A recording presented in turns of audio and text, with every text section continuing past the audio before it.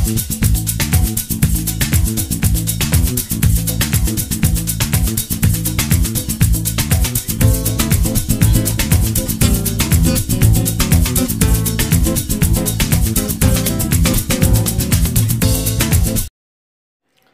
my dear students. How are you?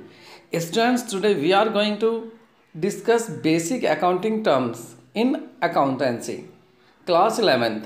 Students, I can say these terms are very important for every students. If any students are in accountancy field, so these things should be known by every students. इतनी important है मैं आपको बता नहीं सकता. और हाँ, इसकी उपयोगिता के बारे में और क्या बताऊँ मैं आपको. ये अगर आप कम्पिटिटिव तैयारी भी कर रहे हैं, कंपटीशन का कोई एग्ज़ाम देने जा रहे हैं, आप उसमें भी देखेंगे तो वहाँ भी आपको इकोनॉमिक्स के रूप में ये अर्थव्यवस्था से संबंधित, इकोनॉमी से रिलेटेड ये क्वेश्चन के रूप में पूछ ली जाती हैं. तो ये बहुत ही ज़्यादा इम्पोर्टेंट टर्म्स हैं. देखिए, अगर बात करें हम अदर बोर्ड की तो उसमें तो 9th क्लास और 10th क्लास में ही ये चीज़ें बता दी जाती हैं. लेकिन यहाँ पर हमारे CBSE बोर्ड में क्या है कि 11th से आई है, तो हमें 11th में जानना है कि आखिर जो अकाउंटिंग में हम ये टर्म्स, अकाउंटेंसी में जो हम टर्म्स यूज करते हैं, आखिर ये क्या क्या होती हैं. इनका ज्ञान रखना ज़रूरी है. अगर किसी को ये नहीं पता तो उनको पता कीजिए. और आज मैं आपके लिए देखिए वीडियो लेकर आया हूँ, आप इससे भली भांति जान जाएंगे कि हाँ भाई क्या चीज़ क्या है. तो students, let's begin our topic basic terms, accounting terms. तो first term is capital. Students, capital के आगे ये जो 3 लिखा हुआ है, देखिए मैंने फर्स्ट भी थी, सेकंड भी थी. अब यार एक बात बताओ, आप यदि मैं आपको ये समझाने लगूँ कि पैसा क्या है, मनी क्या है, तो ये क्या अच्छी बात होगी. इसलिए मैंने केवल वो टॉपिक्स लिए हैं जो मेरी नज़र से आपके लिए ज़रूरी हैं, जो आपको बताने ज़रूरी हैं. और जो आपको पता है उसका मैं क्या लूँ भाई, उसका तो मुझे बताना है ही नहीं. अब मैं कहूँ रिकॉर्डिंग क्या होती है, लिखना क्या होता है, क्या मैं इसको समझाऊँ. You are students of 11th और 12th स्टैंडर्ड, तो क्या मुझे ये समझाना चाहिए आपको. इसलिए मैंने टॉपिक छांटे हैं. तो आप प्लीज़ इस पर मत जाना. ये जो लिखे हुए हैं कैपिटल के आगे 3 लिख गया है, आप अपने नंबर देना. तो स्टूडेंट्स, बात कर लेते हैं कैपिटल. देखिए कैपिटल है क्या. देखिए कैपिटल वो अमाउंट होता है जो इन्वेस्टेड किया जाता है किसी भी एंटरप्राइजेज में. कोई भी फर्म है, कोई भी कंपनी है, कोई भी उपक्रम है, कोई भी एंटरप्राइजेज है, कोई भी बिजनेस है, यदि उसमें कुछ अमाउंट इन्वेस्ट किया जाता है तो वो हमारा कैपिटल कहलाता है. अब उसको करता कौन है, बाय द प्रोप्राइटर. प्रोप्राइटर कौन होता है, जो मालिक होता है, जो डेयर करता है रिस्क लेने का, जो बिजनेस करता है. अब वो सोल प्रोप्राइटरशिप में तो हो सकता है प्रोप्राइटर, और अगर पार्टनरशिप है तो पार्टनर्स हो सकते हैं. अगर बात करें कंपनी की तो वो शेयर होल्डर्स हो सकते हैं. अब ये जो आपकी कैपिटल होती है, जो इन्वेस्टेड की जाती है, देखिए स्टूडेंट्स, हमारी जो सेपरेट बिजनेस एंटिटी कॉन्सेप्ट है, एक बिजनेस एंटिटी कॉन्सेप्ट जो है हमारा स्टूडेंट्स, वो हमें क्या बताता है. देखिए स्टूडेंट्स, मैं इसकी बात कर रहा हूँ. ये जो आपका बिजनेस एंटिटी कॉन्सेप्ट है, ये क्या बताता है, ये कहता है business and businessman are separate from each other. एक दूसरे से अलग होते हैं, कभी भी इनको एक नहीं समझा जाता. और ये भी मैं स्टूडेंट्स आपको बता देता हूँ कि जो अकाउंट्स हम बनाते हैं, वो जो अकाउंट्स बनाते हैं हम, वो point of business point of view से बनाते हैं हम. मतलब वो अकाउंट्स हमारे बिजनेस के होते हैं, ना कि बिजनेसमैन के. ठीक है स्टूडेंट्स. तो बिजनेसमैन जो भी पैसा हमारे बिजनेस में लगा रहा है, तो बिजनेस को वो वापस करना पड़ेगा. तो ये क्या हुआ, बिजनेस के ऊपर ये लाइबिलिटी हुई, क्योंकि बिजनेस को ये पैसा वापस देना है. अगर राम ने कोई बिजनेस शुरू किया है, सोल प्रोप्राइटरशिप हुआ, ठीक है स्टूडेंट, क्योंकि अकेला मालिक है, अकेला बिजनेस चला रहा है, तो उसने जो अगर बिजनेस में 1 लाख रुपीज़ लगाया है, तो ये बिजनेस के लिए लाइबिलिटी है, दायित्व है, देना वापस पड़ेगा. ऐसे समझो बिजनेस पे कर्जा है. बिजनेस किसको देगा वापस, राम को देगा, क्योंकि राम ने इसमें पैसा लगाया है. अब क्या बस यही देगा, ये बढ़ेगा नहीं, 1 लाख ही देगा, नहीं, ये इंक्रीज भी होता है, ये बढ़ेगा भी, ये वापस बढ़ाकर देना पड़ेगा. बिजनेस को बढ़ाकर कैसे देगा, जो इसमें प्रॉफिट होगा बिजनेस में वो इसमें ऐड हो जाएगा. हम बात कर रहे थे राम ने 1 लाख रुपए इन्वेस्ट कर दिया बिजनेस में, तो राम जब ये बिजनेस क्या करेगा, इसको और भी बढ़ाएगा, जो भी प्रॉफिट अर्न होगा इसमें ऐड कर देगा। मान लेते 20,000 प्रॉफिट हुआ तो वो 20,000 भी 1 लाख में ही हो जाएगा। तो फिर उसको राम को जो मिलेगा 1 लाख तो उसने जो लगाया वो मिलेगा उसको, प्लस उसको जो 20,000 प्रॉफिट हुआ वो भी मिलेगा। तो ये जो हो जाएगा हमारा, ये हमारी टोटल 1,20,000 हो जाएगी। समझिए कैपिटल क्या है। कैपिटल वो अमाउंट है, कैपिटल कौन सा अमाउंट है, जो एक प्रोपराइटर के द्वारा बिजनेस में इन्वेस्ट किया जाता है, और जैसे ही प्रॉफिट होता है वो अमाउंट बढ़ जाता है। अगर लॉस होता है तो ये अमाउंट घट जाएगा, कम हो जाएगा, ये भी बात सही है। ये विड्रॉल करता है, मतलब बिजनेसमैन इसे निकाल लेता है। 1 लाख लगाया, अगले साल उसमें से थोड़ा सा वापस निकाल लिया, तो ये कम हो जाएगी, कैपिटल कम हो जाएगी। अब क्या कैपिटल अमाउंट ही है, वो पैसा ही है? नहीं, वो सब एसेट्स भी हैं जो उसने अपने बिजनेस में लगाई है, जिसकी कोई मॉनेटरी वैल्यू है, जिसको हम पैसे में माप सकते हैं।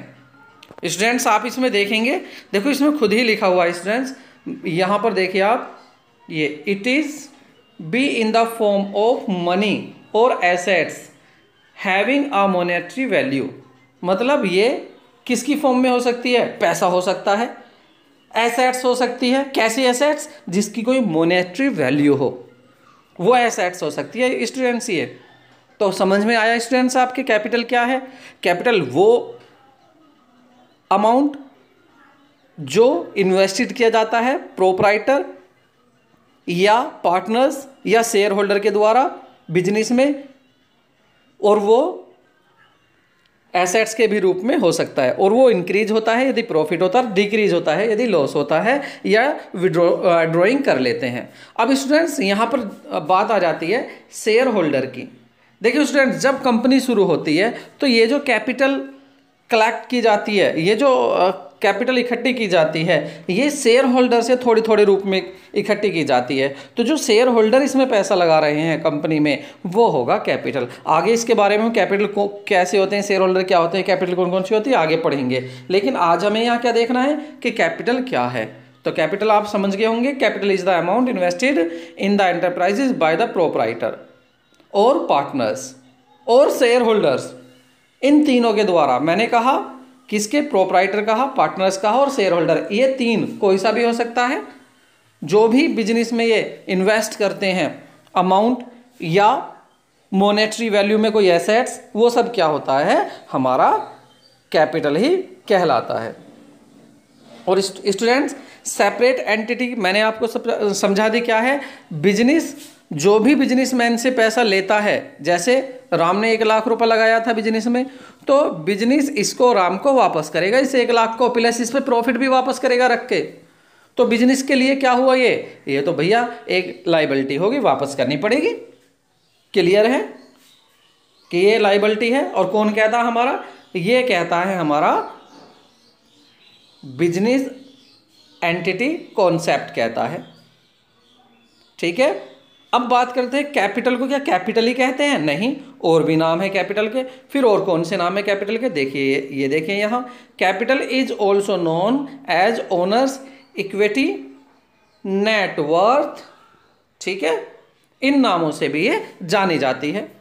कैपिटल को हम ओनर्स इक्विटी भी कह सकते हैं कि ओनर की इक्विटी क्या है, ओनर ने कितना पैसा लगाया है। नेटवर्थ भी कह सकते हैं हम इसको।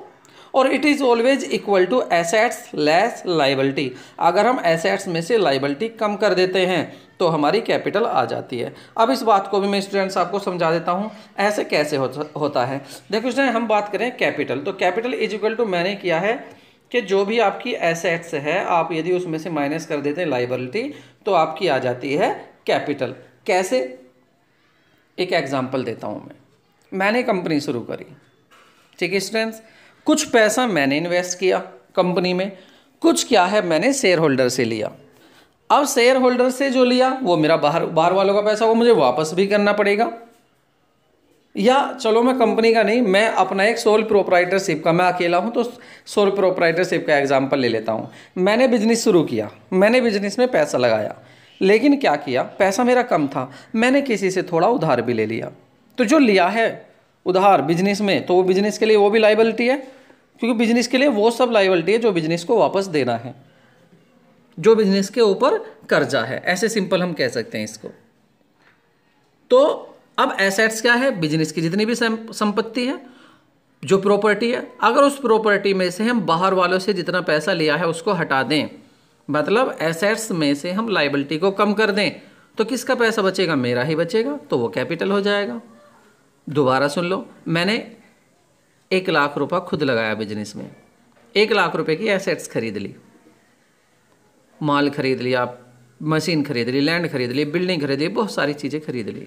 ठीक है स्टूडेंट्स, अब मैंने 50,000 रुपीज़ और लोगों से भी बाहर से उधार ले लिया, तो बिजनेस पे कितना पैसा हो गया बिजनेस में, लाइबिलिटी बिजनेस की, बिल्कुल सही 1,50,000। अब मैं देखना चाह रहा हूँ कैपिटल कितनी है। तो देखिए बिजनेस में जो भी 150,000 आया उसको मैंने सबको क्या लगा दिया, एसेट्स में लगा दिया, वो सब मैंने बिजनेस की एसेट्स खरीद ली, प्रॉपर्टी खरीद ली। अब यदि उसमें 1,50,000 में से बाहर वालों का पैसा कम कर दूं, बाहर वालों का पैसा क्या है, लाइबिलिटी, और टोटल 1,50,000 की एसेट थी, अगर उसमें से बाहर वालों का पैसा माइनस कर दूं तो कितना बचेगा, 1 लाख, तो ये होगा कैपिटल। तो स्टूडेंट्स मैंने आपको काफ़ी कुछ बता दिया है, इसके बारे में कुछ ज़्यादा ही बता दिया है, और आपकी ये बातें याद रखना, आने वाले समय में बहुत ज़्यादा काम आएंगी, और यदि कोई आप कंपटीशन की तैयारी करते हैं तो और भी ज़्यादा काम आएंगी। अब स्टूडेंट्स आगे बात कर लेते हैं लाइबिलिटी की बात करते हैं। Liability means amount owned payable by the business, मतलब जो बिजनेस को पे करना है, जो बिजनेस को वापस देना है, वो सब लाइबिलिटी है। Liability towards the owners of the business is termed as internal liability. मैंने भी बात करी थी ना कि 1 लाख तो मैंने बिजनेस में खुद लगाया, 50,000 मैंने औरों से लिया, तो जो मैंने लगाया बिजनेस में वो भी लाइबिलिटी है 1 लाख, और जो मैंने बाहर वालों से 50,000 लगवाया वो भी लाइबिलिटी है। मैंने जो लगाया वो तो है 1 लाख इंटरनल लाइबिलिटी, और जो मैंने बाहर वालों से पैसा लगवाया वो है एक्सटर्नल लाइबिलिटी। किसके लिए भैया लाइबिलिटी, मेरे लिए, मैं बिजनेस शुरू कर रहा हूँ, मेरे लिए है, बिल्कुल नहीं, मेरे बिजनेस के लिए, और बिजनेस मुझसे बिल्कुल हाँ अलग है बिजनेस। अगर मैं उससे 1 रुपया भी लेता हूँ तो वो लिखेगा अपने यहाँ, मुझे वो वापस बिजनेस में जमा करना पड़ेगा, या आने वाले समय में अपनी कैपिटल में से कम करवाना पड़ेगा। अगर मैं बिजनेस में कुछ पैसा लगा रहा हूँ तो मुझे बिजनेस से वो वापस लेना पड़ेगा, तो ये बिजनेस के लिए लाइबिलिटी है, बिजनेस वापस करेगा इस सभी पैसे को। तो लाइबिलिटी क्या होगी, जो भी बिजनेस को वापस पे करना है, और इंटरनल हो सकती है, एक्सटर्नल हो सकती है। इंटरनल जो बिजनेस मुझे देगा, मैंने पैसा लगाया 1 लाख, एक्सटर्नल लाइबिलिटी जो बिजनेस बाहर वालों को देगा। External liability arises because of credit transaction और loans taken. Example of external liability are creditors, bank overdraft, long-term borrowings and other liability as further classified into। अब देखिए जो एक्सटर्नल लाइबिलिटी है, जो बाहर वालों से पैसा लिया है, वो क्यों अराइज होती है, क्यों सामने आती है, वो इसलिए आती है क्योंकि हम क्रेडिट ट्रांजैक्शन करते हैं, क्योंकि हम लोन लेते हैं। और लोन हम क्यों लेते हैं आपको भी पता, अगर मुझे ऐसे में मैं अपना बिजनेस कर रहा हूँ मास्क बनाने का या पीपीई किट बनाने का, और मुझे दिख रहा है कि इसमें बहुत सारा प्रॉफिट है, बहुत सारा इसमें इस टाइम जो है कोविड-19 का समय चल रहा है, तो मुझे बहुत सारा प्रॉफिट हो जाएगा अगर मैं अधिक से अधिक माल बनाता हूँ, लेकिन मुझे रॉ मटेरियल ख़रीदने के लिए मेरे पास ज़्यादा पैसा नहीं है, तो मैं क्या करूँगा, ऐसे टाइम पर मैं तुरंत लोन लेने की कोशिश करूँगा या किसी से उधार पैसा लूँगा अपना बिजनेस को बढ़ाने के लिए। तो ये जो मैंने बाहर से पैसा लिया है, ये जो मैंने लोन लिया है, इससे मेरी जो एक्सटर्नल लाइबिलिटी है मेरे बिजनेस पर वो इंक्रीज हो जाती है, वो बढ़ जाती है। ठीक है स्टूडेंट्स, तो समझ गए कैसे कैसे हो सकता। अगर मैं किसी से उधार ले सकता हूँ क्रेडिट बाहर से, वो भी एक्सटर्नल लाइबिलिटी होगी। अगर मैं लोन लेता हूँ वो भी एक्सटर्नल लाइबिलिटी होगी। बैंक से ओवरड्राफ्ट ले लेता हूँ। अब ये बैंक ओवरड्राफ्ट क्या होता है स्टूडेंट्स, इसको भी मैं बता देता हूँ। देखिए स्टूडेंट्स, बैंक ओवरड्राफ्ट क्या होता है, अगर मेरा करंट अकाउंट है, अगर मैं बिजनेसमैन हूँ और मैंने एक बैंक में अपना अकाउंट खोला हुआ है, उस अकाउंट में मेरे 1 लाख रुपीज़ हैं और डेली ट्रांजैक्शन बहुत सारे होते हैं, पैसा आता है जाता है, बहुत सारा जाता है। मैं वेल नोन पर्सन हूँ बैंक वालों के लिए। एक दिन मुझे मेरे खाते में क्या थे, 1 लाख रुपए थे, लेकिन हुआ क्या, मुझे 1,10,000 की ज़रूरत थी, मैंने भर दिए। तो बैंक मुझे दे देगा 1,10,000। तो बैंक ने थे तो मेरे 1 लाख, और बैंक ने मुझे कितने वापस दिए, 1,10,000। तो ये जो 10,000 बैंक ने वापस दिए हैं, कितने मुझे वापस दिए बैंक ने मुझे दिए हैं 1,10,000। ठीक है स्टूडेंट, और मेरे कितने थे, केवल 1 लाख थे। तो स्टूडेंट्स ये जो 10,000 होंगे ये मेरा ओवरड्राफ्ट कहलाएगा। बैंक ओवरड्राफ्ट हो गया कि बैंक का फालतू पैसा जो मुझ पे आ गया ये वापस करना है। तो इसी तरह बिजनेस के लिए भी ये हो सकता है ओवरड्राफ्ट के, बिजनेस का भी एक अकाउंट खुलता है, जो भी हमारी फर्म होती है उसका अकाउंट खुलता है। लॉन्ग टर्म्स बोरोविंग हो सकती है, हमने लंबे समय के लिए उधार लिया हुआ हो, या और कोई अदर लाइबिलिटी होती है। अब और कोई अदर लाइबिलिटी हो सकती है। अब ये जो लाइबिलिटी है इसको हम आगे जो है स्टूडेंट्स आगे क्या कर सकते हैं, हम इसके कैटेगरी बना सकते हैं। हम क्या क्या, नॉन करंट लाइबिलिटी और करंट लाइबिलिटी। ठीक है, लाइबिलिटी तो समझ गया आप स्टूडेंट्स, ये तो क्लियर है लाइबिलिटी है क्या। लाइबिलिटी वो जो बिजनेस को वापस करना है, ठीक है, वो लाइबिलिटी है। दोबारा सुन लो, liability mean amount owed by the business, जिसका बिजनेस कर्जदार है, वो पैसा जो बिजनेस को वापस करना है वो है लाइबिलिटी। अब ये लाइबिलिटी जो है स्टूडेंट्स, इसको हम इसी लाइबिलिटी को आगे बांट सकते हैं, नॉन करंट लाइबिलिटी और करंट लाइबिलिटी। अब देख लेते हैं ये करंट लाइबिलिटी क्या है और नॉन करंट लाइबिलिटी क्या है।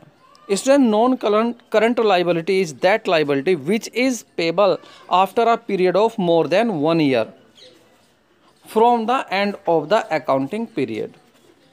ठीक है स्टूडेंट्स, देखिए जो हमारा अकाउंटिंग पीरियड होता है, यदि उससे ज़्यादा में हमें वापस करनी है तो वो नॉन करंट लाइबिलिटी है। जो हमारा अकाउंटिंग पीरियड है, क्या कहा, after a period of more than a year from the end of the accounting period. देखिए अकाउंटिंग पीरियड में जिसको हमें वापस करना है, या 1 साल या अकाउंटिंग पीरियड जो भी हमने बना रखा है, अकाउंटिंग पीरियड अपना जिसमें भी हमारे अकाउंट मेंटेन होते हैं, हम फाइनल अकाउंट बनाते हैं, उसके अंदर अंदर अगर हमें वापस देना है, मतलब हमारे बिजनेस को वापस करना है वो पैसा, तो वो तो उससे बाहर जो हमारा अकाउंटिंग पीरियड है उससे बाहर अगर हमारा अकाउंटिंग पीरियड 1 साल का है और हमें कोई कर्जा हमारे बिजनेस को 1 साल के बाद वापस देना है, तो ये हमारी नॉन करंट लाइबिलिटी है, हमारी मतलब हमारे बिजनेस की।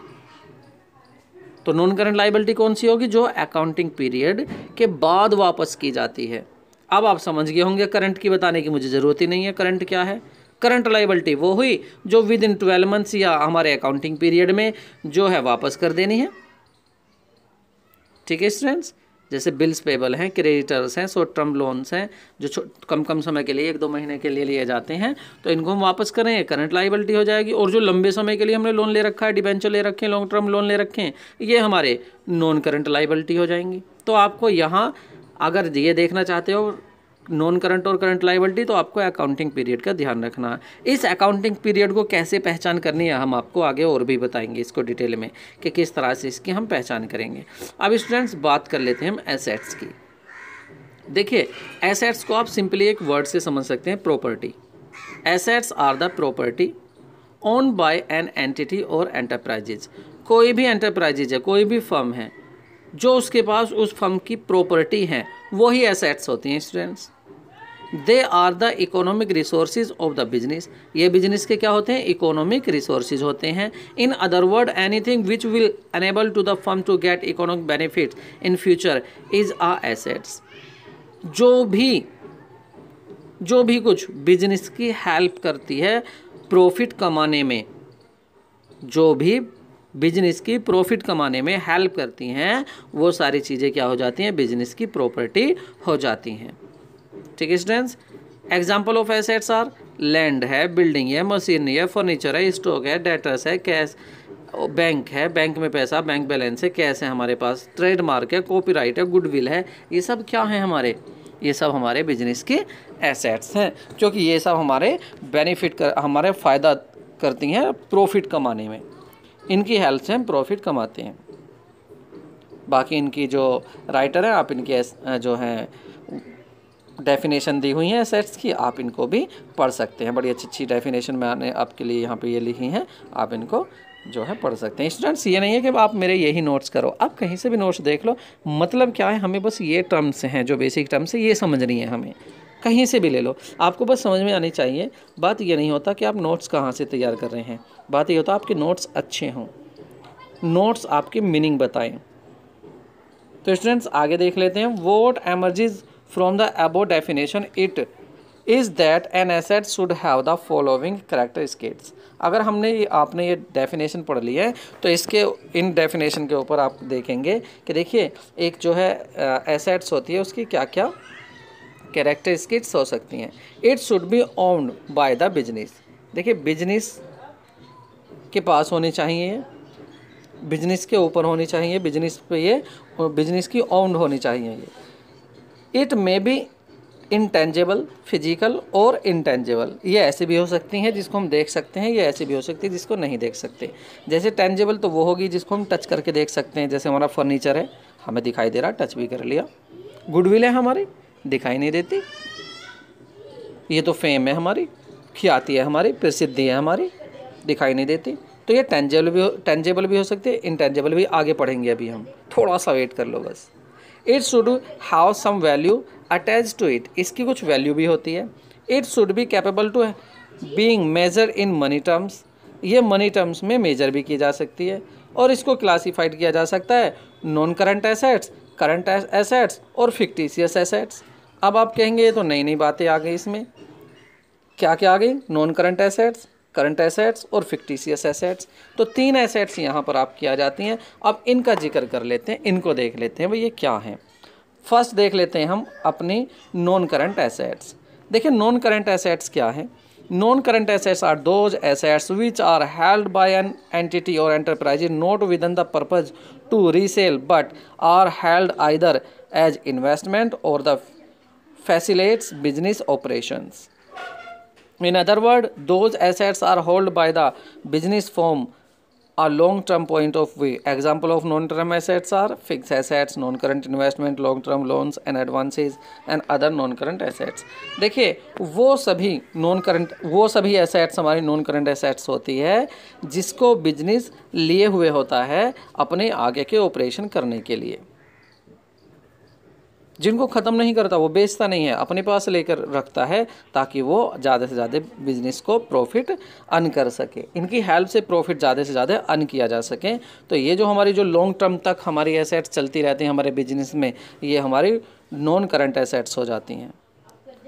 हमारे नॉन करंट इन्वेस्टमेंट हो सकते हैं, हमने कई साल के लिए इन्वेस्ट किया हुआ है पैसा, ये हमारी एसेट्स हो सकता है।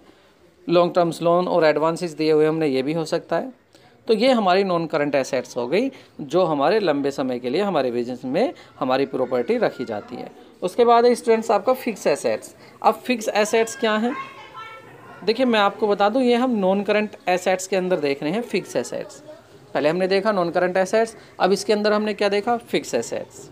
अब फिक्स एसेट्स क्या है, fixed assets are those non current assets of an enterprises which are hold not to resell but with the purpose to increase its earning capacity. Fixed assets are further classified into 2 category, tangible assets, intangible assets। मतलब वो asset जो हमने खरीदी हैं, किस लिए, हमने बेचने के लिए नहीं खरीदी, मैंने मशीन खरीदी, मेरा बिजनेस क्या था अभी मैं आपसे बता रहा था, मैं पीपी किट बनवा रहा था।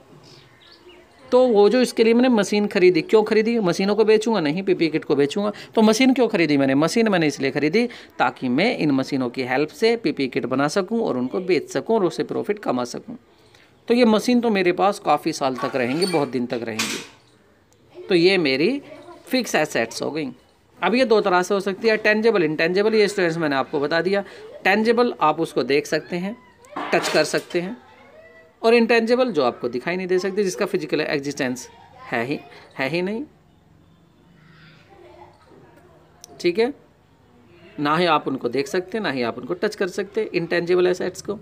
जैसे गुडविल की बात करी थी, कॉपीराइट की बात करी थी हमने, ये सब क्या थे हमारे? ट्रेडमार्क था हमारा, कंप्यूटर सॉफ्टवेयर है हमारे।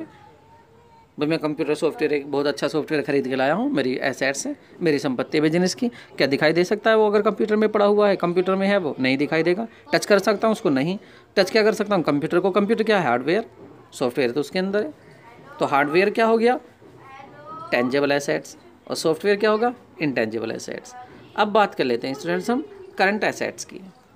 करंट वो तो नॉन करंट पढ़ा था हमने पहले, अब बात कर लेते हैं करंट एसेट्स की। Current assets are those assets which are held by an entity और enterprises with the purpose of the converting them into cash within a short period.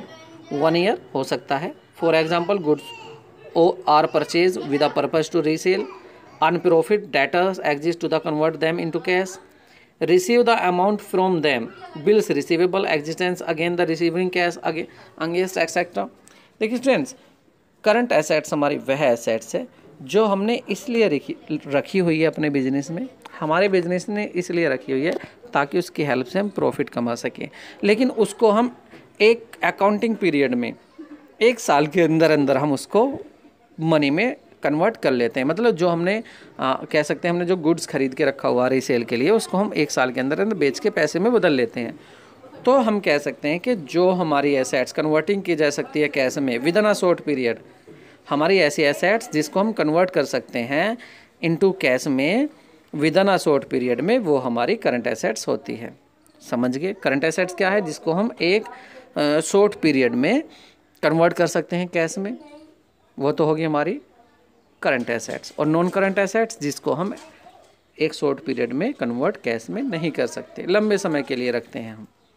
ठीक है स्टूडेंट्स। स्टूडेंट्स आगे आता हमारा fictitious assets. Fictitious assets are those assets which are neither tangible assets और non intangible assets. लो भैया, ना ही वो टेंजिबल है ना ही वो इंटेंजिबल।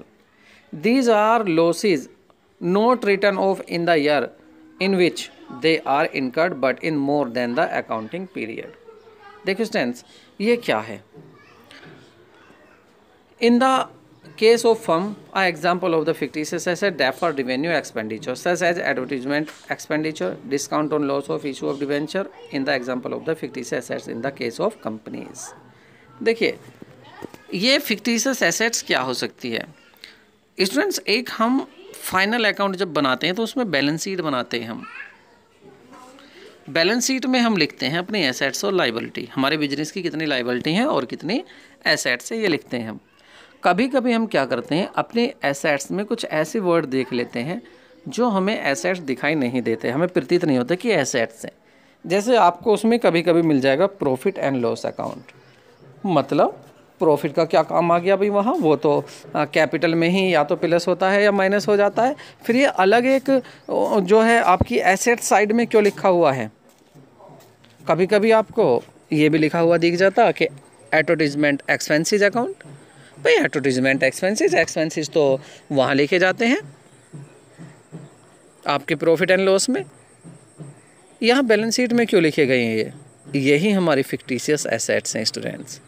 मतलब हमें लॉस हुआ इस साल, हमने क्या किया, इस लॉस को बांटा नहीं, इस लॉस को हमने रिटर्न ऑफ नहीं किया, ख़त्म नहीं किया, और हमने ये ऐसा ही बैलेंस शीट में दिखा दिया कि आगे जब प्रॉफिट होगा उसमें से इसको रिटर्न ऑफ कर देंगे, तब कर देंगे, अभी तो लॉस को ऐसे ही छोड़ देते हैं। तो ये जो लॉस होगा आगे जाकर ये क्या हो जाएगा? ये तो हमारी फिक्टिशियस लाइबिलिटी हो जाएगी। और यदि हमें प्रॉफिट हुआ लेकिन हम उस प्रॉफिट को नहीं बांट रहे अभी, sorry, these are losses not written off the year in which they are incurred. ये वे लॉसेज होते हैं, ये वे खर्चे होते हैं जो हम इन फिक्टिशियस एसेट्स को आगे लेकर चलते हैं, जो हमें हो गए लेकिन उनको हम रिटर्न ऑफ नहीं कर रहे। हमने यहाँ बिजनेस में एडवर्टीजमेंट किया, एडवर्टीजमेंट 1 करोड़ का कर दिया हमने। अब अगर 1 करोड़ को हम प्रॉफिट एंड लॉस अकाउंट में दिखा देंगे तो इतना बड़े खर्चे से तो हमारा लॉस ही आएगा। इसलिए हमने क्या काम किया, इसको हमने थोड़ा सा अब दिखा दिया और बाकी हमने डेफ आगे कर दिया है, और इसको अगली साल भी थोड़ा थोड़ा सा ऐसे काटते चले जाएंगे। इसको हम वैसे डेफर्ड रेवेन्यू एक्सपेंसेस भी बोल देते हैं, लेकिन यहाँ मैं एक एग्जांपल ले रहा हूँ आपको एडवर्टीजमेंट एक्सपेंडिचर का, कि आपने कोई एडवर्टीजमेंट किया, उसको आपने अभी पेमेंट नहीं किया और उस खर्चे को आपने बैलेंस शीट में दिखा दिया। तो बैलेंस शीट में जो दिखाई दे रहा है ये हमारी फिक्टिशियस एसेट्स है। आपने अगर कंपनी थी आपकी, आपने शेयर, आपने जो है डिवेंचर इशू किए। डिवेंचर मतलब आपने किसी से कर्जा लेने के लिए आपने छोटे छोटे टुकड़ों में कर्जा लिया, ऐसे कह सकते हैं। डिवेंचर में आगे आपको समझाऊंगा, 12th क्लास में आप डिवेंचर ही पढ़ेंगे।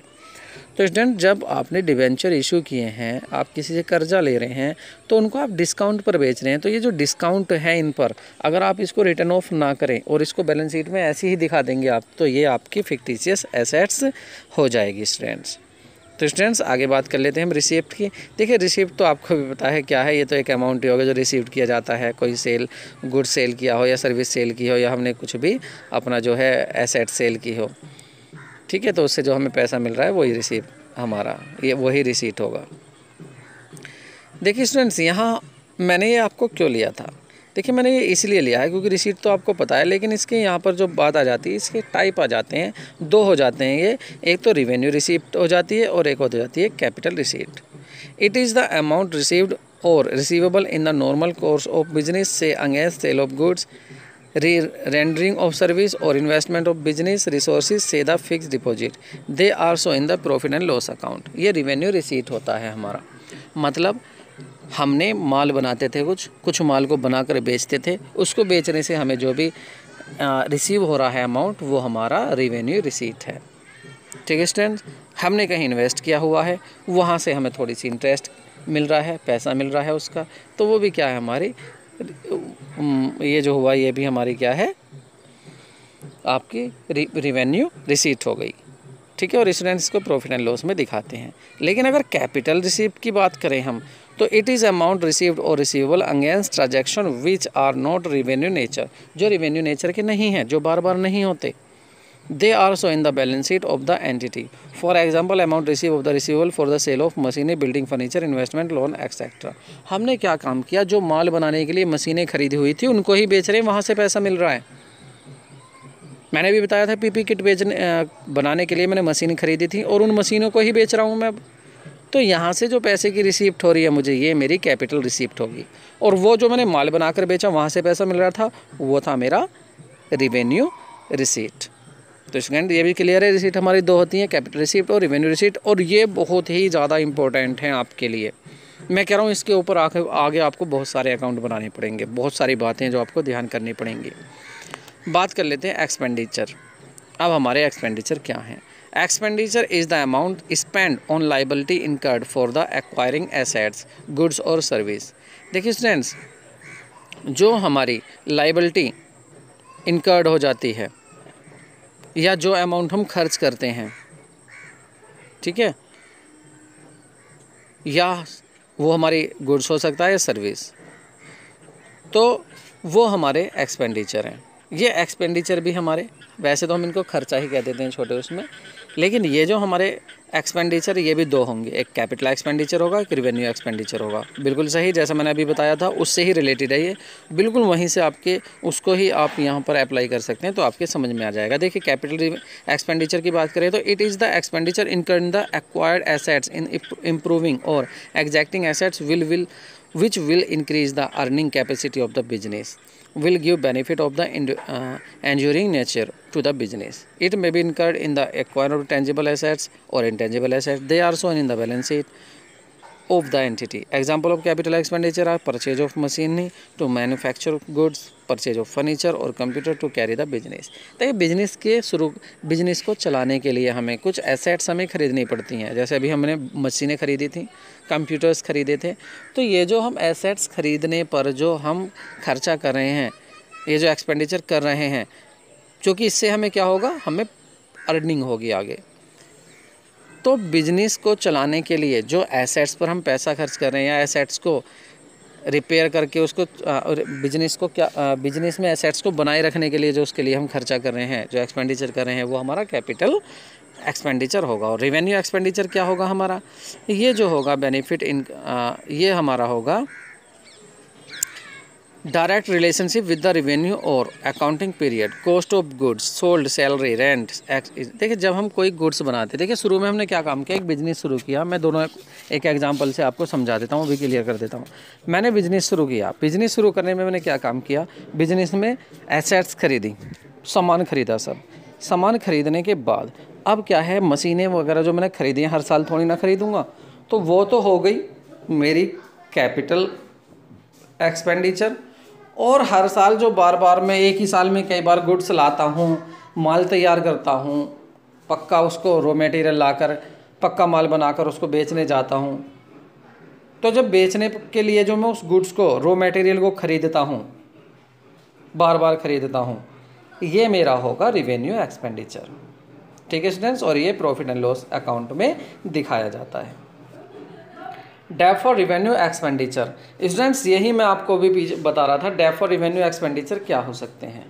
देखिए एक तो होगा आपका कैपिटल एक्सपेंडिचर, एक हो गया आपका रिवेन्यू एक्सपेंडिचर, और थर्ड है आपका डेप फॉर रिवेन्यू एक्सपेंडिचर। स्टूडेंट्स ये क्या है, देखिए मैंने अभी बताया था आपको, यदि आप कोई पूरा एक्सपेंडिचर, कोई पूरा खर्चा एक ही साल में उसको रिटर्न ऑफ नहीं करते हैं प्रॉफिट एंड लॉस से, और उसको आगे भी ले जाते हैं, तो वो जो अमाउंट आप आगे ले गए वो आपका डेफर्ड रिवेन्यू एक्सपेंडिचर कहलाता है। एग्जांपल आपको मैं दे देता हूँ, मैंने 1 करोड़ रुपए एडवर्टीजमेंट का दिया था, 1 करोड़ रुपए का हमने एडवर्टीजमेंट करा दिया। इस साल में उसको प्रॉफिट एंड लॉस में नहीं दिखा सकता, वरना मेरा P&L जो है लॉस ही दिखाएगा। तो मैं क्या कर रहा हूँ, 1 करोड़ में से मैंने 25,000 रुपये जो हैं इसी साल, जो 25 लाख रुपये हैं मैंने इसी साल दिखा दिए हैं अपने प्रॉफिट एंड लॉस अकाउंट में, और बाकी जो 75 लाख रुपये बचे वो मैं अपनी आगे जाके दिखाऊँगा, आगे उनको रिटर्न ऑफ करूँगा। तो ये जो मैं आगे लेके जा रहा हूँ, ये जो मैं खर्चे को आगे लेकर जा रहा हूँ, तो ये जो आगे लेकर जो जाया जा रहा है मेरा 75 लाख, ये मेरा डेफर्ड रिवेन्यू एक्सपेंडिचर कहलाएगा स्टूडेंट्स। ठीक है, आगे देख लेते हैं स्टूडेंट्स। अब ये जो आपके जो एक्सपेंसेस हैं, एक्सपेंसेस को देख लेते हैं स्टूडेंट्स। एक्सपेंसेस भी आपको पता है क्या है, छोटे मोटे वही खर्चे हैं। एक्सपेंसेस 2 तरह के हो सकते हैं, प्रीपेड एक्सपेंसेस हो सकता है और आउटस्टैंडिंग एक्सपेंसेस हो सकता है। तो प्रीपेड क्या होगा स्टूडेंट्स, देखिए जो आप मोबाइल ख़रीदते हैं, ये आपने सुना होगा, एक पोस्टपेड होता है, एक प्रीपेड होता है।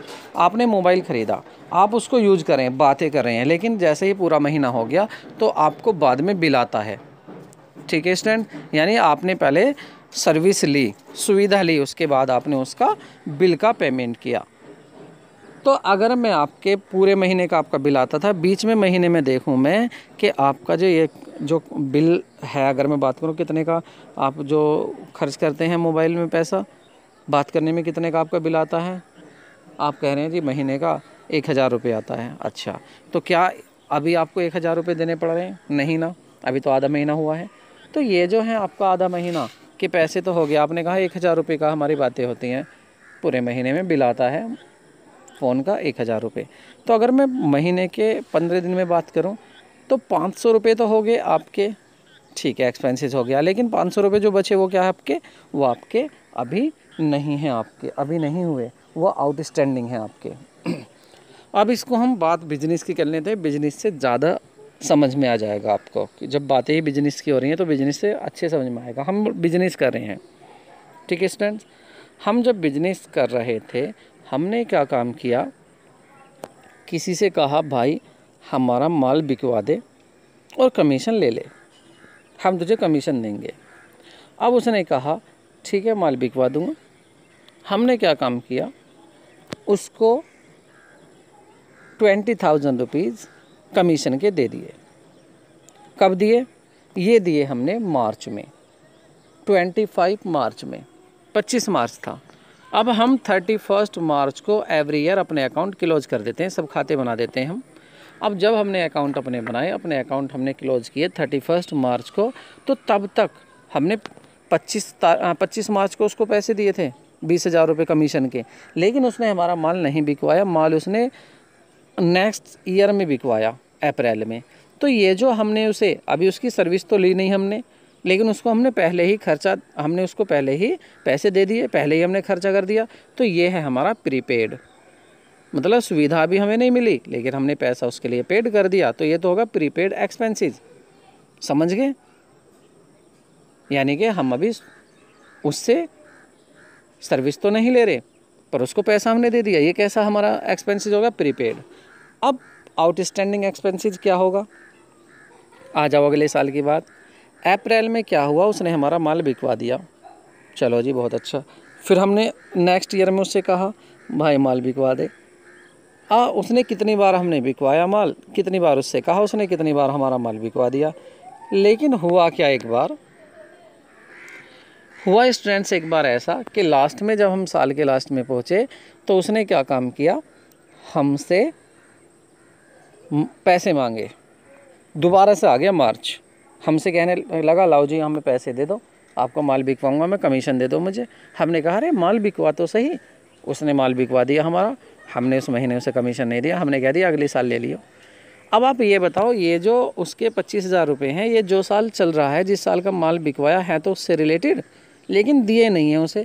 तो जब इस साल के आप अकाउंट बनाओगे तो वो क्या हो गया आपके लिए? आउटस्टैंडिंग हो गए। आउट बाहर, स्टैंडिंग जो बिजनेस के बाहर खड़े हुए खर्चे हैं, जो कह रहे हैं अभी हमें भी पैसा चाहिए इस साल में से ही, तो वो हो गए आपके आउटस्टैंडिंग एक्सपेंसेस। ठीक है, जो आपने नहीं पेड किया, आदत है जो आपका। तो प्रीपेड जो आपने पहले ही पेड कर दिया, सर्विस नहीं ली, और आउटस्टैंडिंग जो आपने अभी पेड नहीं किया, सर्विस ले ली। ठीक है students. Income, income is the profit earn during an accounting period. वो आपकी इनकम होती है, जो प्रॉफिट आपने कमाया है। अब याद रखना स्टूडेंट्स, जो आपको पैसे मिलते थे वो इनकम नहीं होती। इनकम होती है आपकी प्योर, जब आप अपनी रिसीट में से जो आपको रिवेन्यू मिला है, जो आपको पैसा मिला है टोटल माल बिक कर बेच कर, उसमें से यदि आप अपने खर्चे घटा दो, आप रिवेन्यू माइनस एक्सपेंसेस कर दो, तो आपको इनकम आपकी मिल जाएगी। ठीक है स्टूडेंट्स, तो ये आपकी इनकम होती है। प्रॉफिट, प्रॉफिट क्या होता है ये तो आपको पता है, ये बताने की बात नहीं, छोटे छोटे बच्चों को भी पता है। बस इतना बताना है कि प्रॉफिट में ही आ जाता है आपका गेन और प्रॉफिट, ये दो आ जाते हैं, तो दोनों में क्या डिफरेंस है यहाँ ये बताना है। देखिए profit means income earn by the business from the operation activity. अगर मैं पीपीई किट बनवा रहा हूँ अपने बिजनेस में मशीनों से, और उसको बेचकर जो मैंने देखा भाई मेरा खर्चा तो आया था 1 लाख और मुझे 1.5 लाख रुपए मिल गए, तो इसमें जो 50,000 रुपीज़ है मेरा प्रॉफिट हो गया। ठीक है स्टूडेंट्स। लेकिन गेन कब होगा? गेन जो होगा, gain is the increase in owner's equity resulting for the something other than the day to day earning from the irregular non recurring. देखिए अब मैंने क्या देखा, मैंने देखा जो मैंने मशीन लाकर खड़ी करी थी, किसके लिए? पीपी किट बनवाने के लिए। वो जितने की लाया था उससे ज़्यादा महंगी बिक्री है मेरी। पता ना किसी को क्या पसंद आ गया मेरी मशीनों में।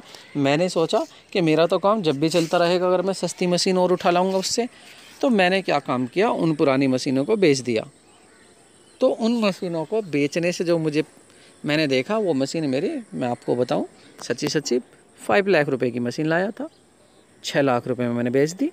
तो ये जो 1 लाख का मुझे प्रॉफिट हुआ, मैं इसको प्रॉफिट ना कहकर इसको मैं गेन कहूँगा, क्योंकि ये मेरी ऑपरेशनल एक्टिविटी नहीं है। ऑपरेशन एक्टिविटी क्या है मेरी? ऑपरेटिंग एक्टिविटी क्या है मेरी? जो मैं ऑपरेटिंग करता हूँ, जो मैं ऑपरेट करता हूँ, मेरा ऑपरेटिंग क्या वर्क है? मेरा ऑपरेटिंग वर्क है पीपी किट को बनवाना और उसको बेचना। ये नहीं मशीनें बेच दी उससे प्रॉफिट होगा, उसको भी प्रॉफिट कह रहा हूँ, वो मेरा गेन है। जो मशीन बेचने से मुझे फालतू पैसा मिल गया। और प्रॉफिट क्या था? जो पीपी किट को बेचने से, मुझे फालतू बेचने से जो मुझको अर्न हुई था। लॉस स्टूडेंट्स, लॉस भी आपको पता ही है। लॉस तो आपको पता है क्या होता है। लॉस ना दिखाए किसी को, ऊपर वाला किसी को भी लॉस ना दिखाए। परचेज की बात कर लेते हैं स्टूडेंट्स। देखिए purchase is use for the account of the recording purchase of the goods of raw material. देखिए मुझे पीपी किट बनानी थी, पीपी किट बनाकर मुझे वो बेचनी थी। उसके लिए मुझे धागा भी लाना पड़ेगा, थ्रेड भी लाना पड़ेगा, उसके लिए मुझे कपड़ा भी लाना पड़ेगा बनवाने के लिए, उसके लिए मुझे कुछ ऑयल भी लाना पड़ेगा, कुछ कलर भी लाने पड़ेंगे। तो ये जो मैं गुड्स खरीद रहा हूँ, रॉ मटेरियल खरीद रहा हूँ, कच्चा माल खरीद रहा हूँ, कपड़ा खरीदा, धागे खरीदे, बटन खरीदे, ये सब खरीदने के लिए जो मैं इसको खरीद रहा हूँ, ये सब मेरा क्या है? ये पैसा लगा रहा हूँ, खरीद रहा हूँ, ये सब मेरा परचेज है। ये परचेज कर रहा हूँ क्योंकि मुझे इसको पक्का माल बनाकर और इसको कैश में कन्वर्ट कर देना है, इसको माल को बेच देना है। लेकिन कभी कभी ऐसा भी हो जाता, मैं कपड़ा लेकर आया था पीपी किट बनवाने के लिए, लेकिन जब मैंने घर पर आकर वो कपड़े खोल कर देखे तो उसमें बीच में बहुत सारे कट लगे हुए थे। मैंने देखा यार ये तो कपड़ा गलत दे दिया, तो अब मैं इस कपड़े को क्या करूँगा, वापस दे के आऊँगा। अच्छा ये बता दूँ मैं कपड़ा लाया कितने का था, मैं कपड़ा 50,000 का लेकर आया था। उसमें से मैंने देखा जो मेरे थान निकल गए, कम से कम 10,000 रुपये के बेकार थान निकल गए। अब उनको मैं वापस कर रहा हूँ। कितने का लाया था मैं कपड़ा पीपी किट बनवाने के लिए, 50,000 का, वापस कितना कर रहा हूँ स्टूडेंट्स में।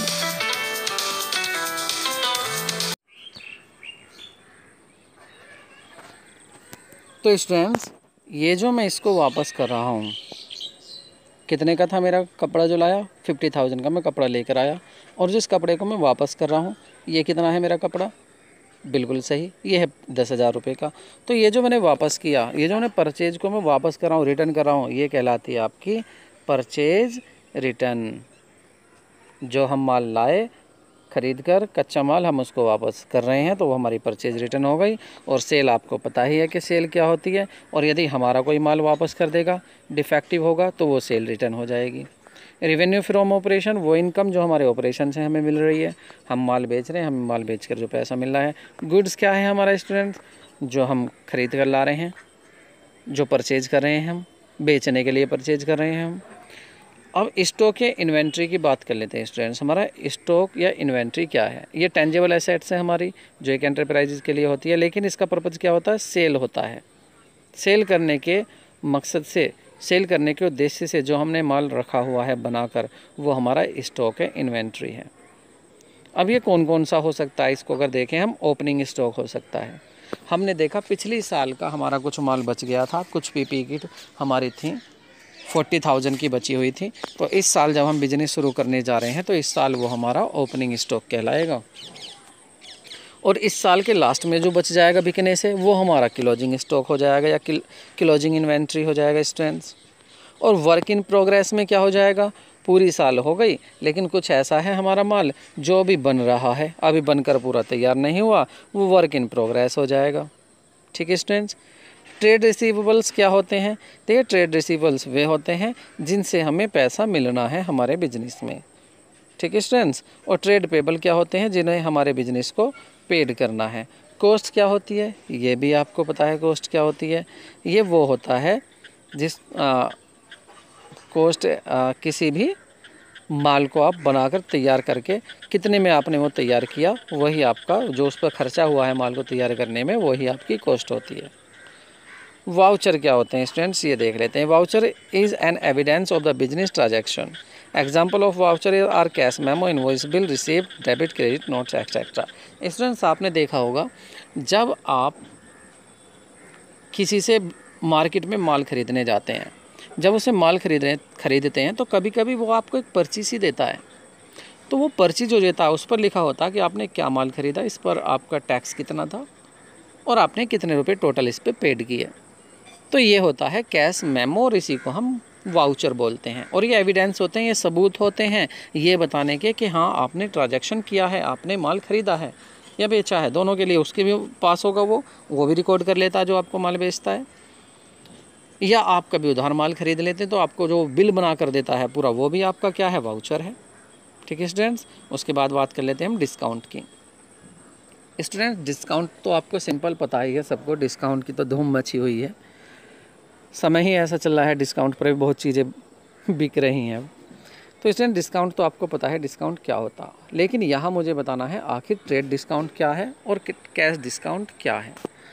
Students trade discount is the reduction in the price by the seller to the purchase of goods when they buy goods of the certain quantity or value, sale are recorded at net value, sales minus trade discount. Similarly purchase are recorded by the purchaser at net value, purchase minus trade discount.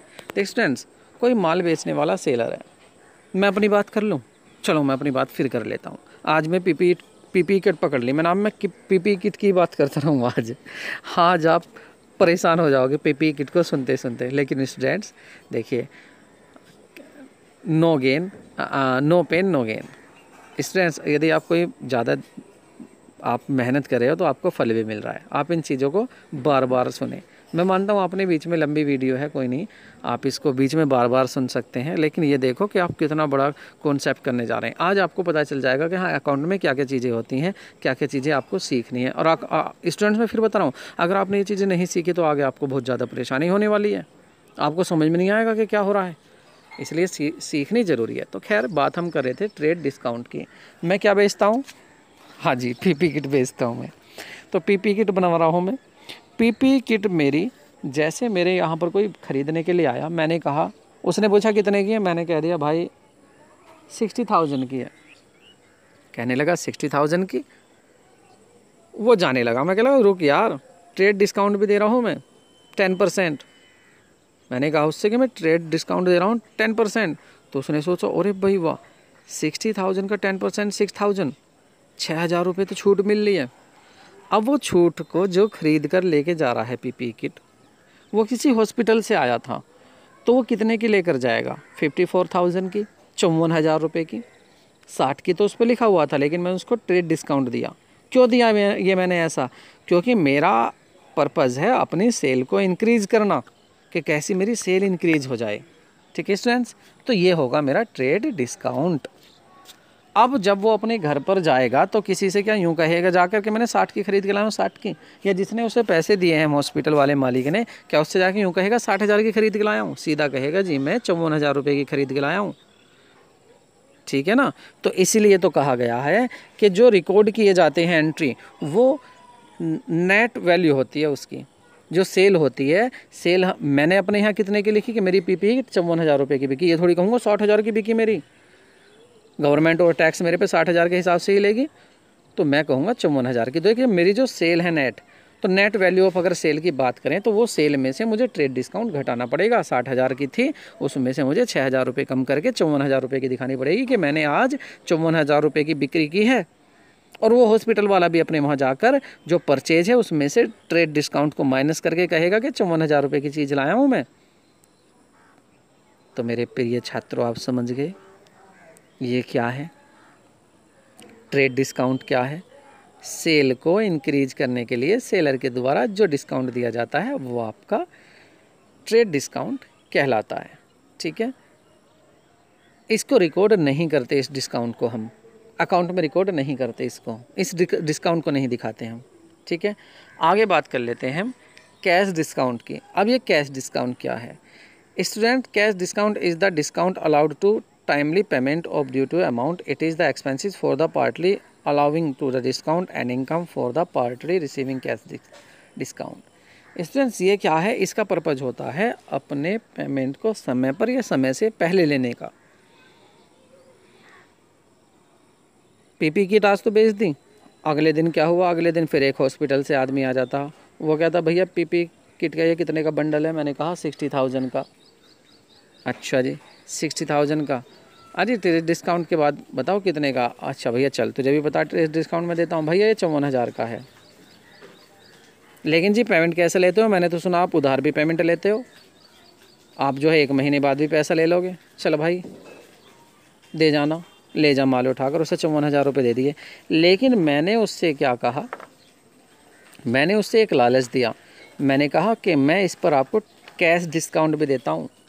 अगर आप 1 महीने से पहले ही मुझे payment कर देंगे तो मैं आपको 10% और डिस्काउंट दूंगा। तो 54,000 पर आपका जो डिस्काउंट था वो 5,400 रुपये और मिल जाएगा। ठीक है स्टूडेंट्स, ये 54,000 रुपये देख लेते हैं। देखिए 50,000 का था, 50,000 का अगर हम 10% देखेंगे तो 5,400 हो गया। ठीक है, तो 5,400 का उसको डिस्काउंट में और दे दूंगा, 5400 रुपये का डिस्काउंट दे दूंगा, उसको 5,400 का। तो ये डिस्काउंट क्या हुआ? Cash discount. और इसको डिस्काउंट को रिकॉर्ड करते हैं, हम अपने अकाउंट में लिखते हैं, ये याद रखना। ट्रेड डिस्काउंट को रिकॉर्ड नहीं कर रहे, बट कैश डिस्काउंट को रिकॉर्ड कर रहे हैं। कैश डिस्काउंट क्यों दिया जा रहा है? ताकि हमें पैसा समय पे दे। अब वो जब देने आएगा क्या कहेगा? लो जी पैसा, और मुझे जो अब आप कैश डिस्काउंट दे दो, तो उसको कैश डिस्काउंट हम दे देंगे। तो स्टूडेंट आप समझ गए कैश ट्रेड डिस्काउंट क्या है, कैश डिस्काउंट क्या है। आगे आता है आपका बैड डेप्ट। बैड नाम से ही लग रहा है आपको बुरा, बुरा डेप्ट। Bad debt is the amount on the business that is the written off because it has become irreceivable. It is the loss for the business and it is thus debited to the profit and loss account. भैया हुआ क्या, इस साल पैसा उधार था, बहुत माल बहुत पीपीई किट उधार बेच दी। अब भाई पीपीई किट एक ऐसे मैनेजर को दे दी, हॉस्पिटल के मैनेजर को, यार उसको खुद कोरोना हो गया और कोरोना में ही उसका राम नाम सत्य हो गया। अब भैया हम पैसा किससे लें, और कोई जानता नहीं, कहीं उसने रिकॉर्ड नहीं किया। तो वो जो था हमारा अमाउंट जो उस पर चाहिए था वो था भैया कम नहीं था, उस पर भी पूरा 1 लाख रुपये था। अब ये जो 1 लाख रुपये हमारा मर गया भैया, अब नहीं मिलना। वो मैनेजर क्या मरा, हमारा तो 1 लाख रुपये मर गया। तो ये जो हमारा डेप्ट है ये बैड हो गया, बैड डेप्ट है ये, अब हमें नहीं मिलेगा। यानी कि जो हमारे डेटर्स हैं जो हमें पैसा देंगे, अगर वो नहीं दे पाते हैं किसी कारणवश तो वो हमारा बैड डेप्ट हो जाता है और ये हमारे बिजनेस के लिए बिल्कुल सिंपल लॉस है, लॉस हो गया भैया ये हमारे लिए।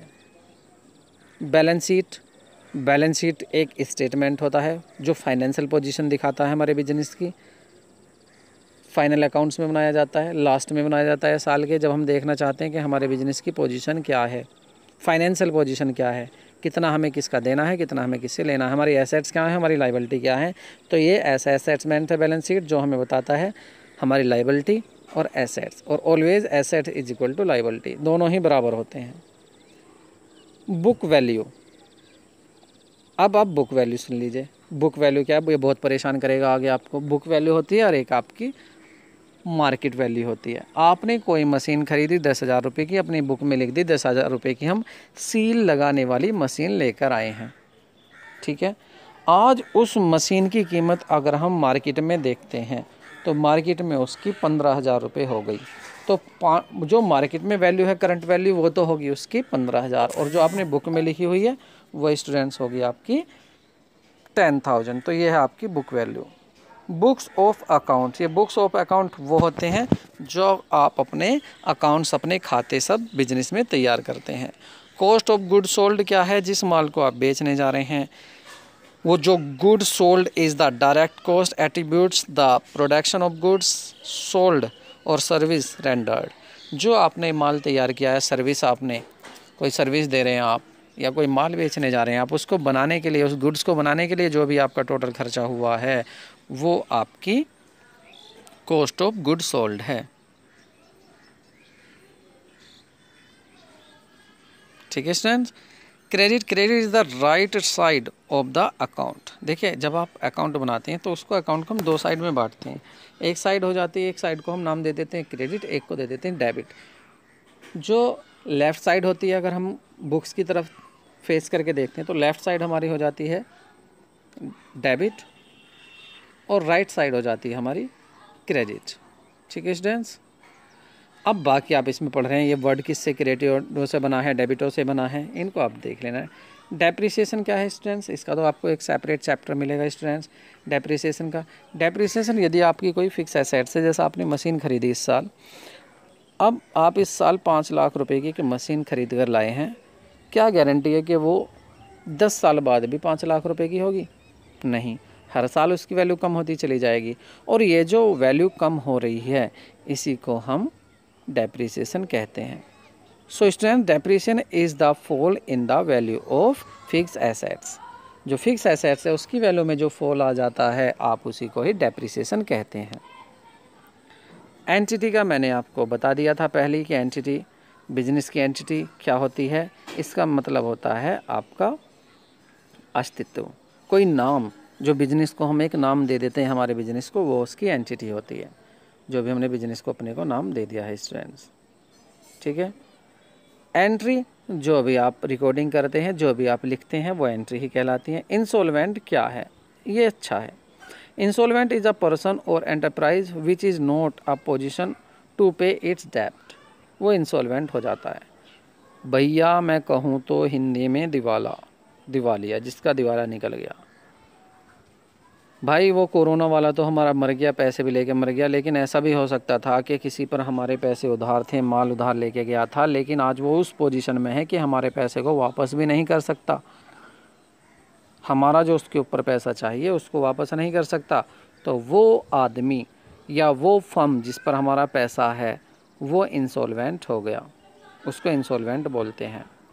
प्रोपराइटर कौन होता है? देखिए, proprietor person who makes the investment and bears all the risk associated with the business is called proprietor. वो पर्सन जो किसी बिजनेस को शुरू करता है, रिस्क उठाता है, हो सकता है प्रॉफिट हो नहीं हो, तो उस रिस्क उठाने वाले पर्सन को हम प्रोपराइटर कहते हैं। Rebate is the deduction in the price allowed by the seller of goods after the goods having been sold, staffing differently. Rebate offered and allowed the sales completed in the past. It is allowed for the reason other than the for which trade discount is allowed. देखिए students, rebate क्या है? Rebate भी एक छूट थी और आपकी trade discount भी एक छूट थी। ट्रेड डिस्काउंट आपने पहले बता दिया था, आपने कहा था 60,000 का माल 10% कम 54,000 में मिल जाएगा, ये ट्रेड डिस्काउंट था। लेकिन आपने जो माल बेचा यदि वो डिफेक्टेड निकल जाता है, और डिफेक्टेड निकलने में आप उससे कहते हैं भाई इसको तू ही रख ले, थोड़ी मैं तुझे छूट दे देता हूँ, तो ये जो अब आप डिस्काउंट दे रहे हैं, छूट जो दे रहे हैं, ये आपकी रिबेट होती है। सोल्वेंट इज़ अ पर्सन और enterprises which is in position to pay its डेप्ट। ये वो पर्सन है जो अपने डेप्ट्स को, अपने कर्जे को देने के लिए समर्थ होता है, अपने कर्जे को वापस दे सकता है। तो बड़ा ही अच्छा पर्सन है ये सोल्वेंट है, ये इंसोल्वेंट नहीं है जो किसी का पैसा नहीं देता। तो इस अच्छे पर्सन के साथ हमारे अच्छे चैप्टर का अंत हो जाता है स्टूडेंट्स। तो students, I hope you have learned what I taught you. जो भी हमने अभी यहाँ पर डिस्कस किया है वो मैं उम्मीद करता हूँ आप उसको समझ गए होंगे। स्टूडेंट नहीं समझे हों तो आप इस वीडियो को बार बार देखें। और मैं फिर आपसे एक रिक्वेस्ट कर रहा हूँ, आप ये ना सोचें कि इस वीडियो को देखने में हमें टाइम वेस्ट हो रहा है। जितनी भी इन बातों को आप बिल्कुल फिंगरप्रिंट्स पर लेकर चलना, आपको ये जो जितनी भी बातें मैंने आपको बताई हैं, आप स्टूडेंट्स इनको ध्यान में रखेंगे तो आपके लिए अकाउंटिंग जो है बहुत चाइल्ड प्ले हो जाएगा, बहुत ही ईजी वर्क हो जाएगा। आप अकाउंट को कुछ भी नहीं समझेंगे, अकाउंट को ऐसे ही हवाई में सभी अकाउंट सभी कुछ इसमें करते चले जाएंगे। तो स्टूडेंट्स, अगर मेरी वीडियो पसंद आई हो तो आप इसको लाइक करें, मेरे चैनल को सब्सक्राइब करें और जितना भी हो सके इस वीडियो को शेयर करें, ताकि जो आज हमने अपनी सिंपल लैंग्वेज में, अपनी क्षेत्रीय भाषा में, लोकल लैंग्वेज में जो हमने डिस्कस किया है वो हमारे और भाइयों को भी पहुंच जाए। क्योंकि जो हमें डिफ़िकल्ट लेवल है वो हमें समझ में लैंग्वेज नहीं आ पाती है, ऐसी लैंग्वेज में हम कभी कभी ही ऐसा डिस्कस करते हैं। तो स्टूडेंट्स, मिलते हैं नेक्स्ट वीडियो में। हाँ, लेकिन उससे पहले मैं आपसे कह रहा हूँ, आप कमेंट बॉक्स में लिख सकते हैं, आपको जो भी इसमें समझ में नहीं आया हो मैं उसको आपको क्लियर करने की कोशिश करूँगा। आप इन नोट्स को हमारे इंस्टाग्राम एंजल कॉमर्स हब से भी देख सकते हैं, इन नोट्स को आप बना सकते हैं अपने नोट्स में। तो स्टूडेंट्स, मिलते हैं नेक्स्ट वीडियो में, तब तक के लिए गुड बाय।